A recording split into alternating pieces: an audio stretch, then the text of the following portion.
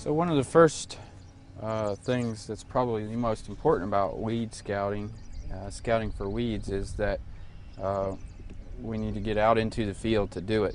And there's a number of different devices that you could use to measure your weed density that's out in a field. This is just one of the things that we use on a regular basis, just some pipe that's measured out to 1 meter square. Obviously, the first thing you want to be looking for is what weed species you have out there. So just within this 1 meter square area, you can see we have a pretty weedy area here. Even though these look like they're very small, it's important to know what they are at this stage. This is a young crabgrass plant. There's some water hemp here, one of our most common pigweed species. Another one is ragweed, which is, I think most are pretty familiar with. All of these weeds are not created equal on a competitive basis. Every weed has a different competitive index, is what we call it.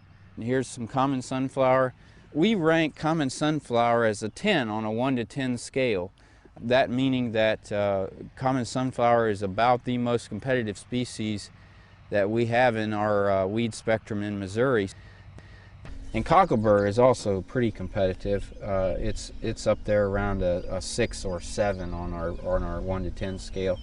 So it's important to know your species and be aware of how competitive they might be with the crop later on, so you can make an informed decision on when to spray. We have a tool that is available free of charge online. It's called the WeedSoft Yield Loss Calculator.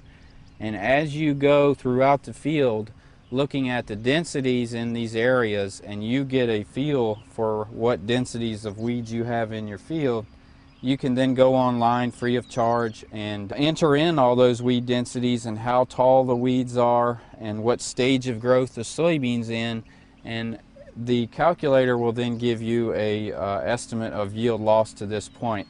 And I can tell you that in a situation like this, yield loss has already occurred in soybeans. It's probably going to be on the order of 2 to 3 bushels or something like that, but it's going to vary and be dependent on whatever species is out there. Here we have another example. If you just look within this 1 meter square area again, you can see much different from the previous field we just looked at. There are a few giant ragweeds, a few common ragweeds, but other than that, not a whole lot in this area. Our ultimate goal is to get good growth of your soybean crop such that this all canopies, closes over, and that keeps that sun from hitting the soil. Anytime you don't have the sun hitting the soil, then you more than often won't get weed germination. So that's the ultimate goal. Again, if you just look within the confines of this 1 meter square area, you can see there are very few weeds, but there are a few seedlings starting to germinate. But it's pretty safe to say in this scenario that yield loss has not occurred. So I guess in summary, can't scout from the windshield. You got to get out into the field, and you've got to walk your field. We typically recommend walking in a W-shaped pattern throughout your acreage, that which you might see in one place might not be in another place of your field. Early season scouting is critical.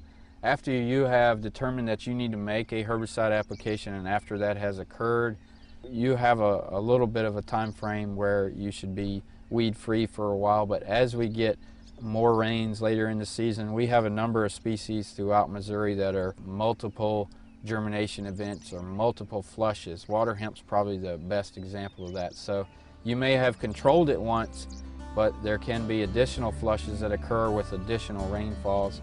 So it just emphasizes the need for scouting later in the season as well.